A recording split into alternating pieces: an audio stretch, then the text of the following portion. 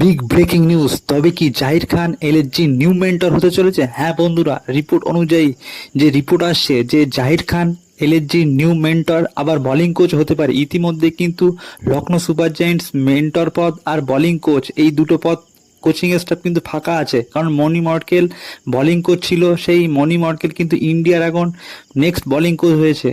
তো ইতিমধ্যে যে রিপোর্ট আছে জাহির খানের সঙ্গে কিন্তু এলএসজি ওনার সে কিন্তু অ্যাপ্রোচ করেছে, প্রায় ডান ডিল হয়ে গিয়েছে। আর জাহির খানের কিন্তু অনেক এক্সপিরিয়েন্স আছে তার বোলিং কোচ হিসেবে। সে কিন্তু প্রায় 5-6 বছর মুম্বাই হয়ে বোলিং কোচ করেছে, তার কিন্তু অনেক অভিজ্ঞতা এবং সে আমাদের ভারতের হয়ে কিন্তু মারাত্মক লেভেলের বল করতো। তার সুইং, তার ইয়র্কার, তার পেস, বাউন্স, যদি এলএসজি যদি জাহির খান মেন্টর হয় তা কিন্তু এর পরের বছরে আমরা দেখব ভালো ভালো বলার অকশন থেকে নিয়ে আসতে পারবে, কারণ জাহির খানের অনেক এক্সপিরিয়েন্স আছে। তো ভিডিওটা ভালো লাগলে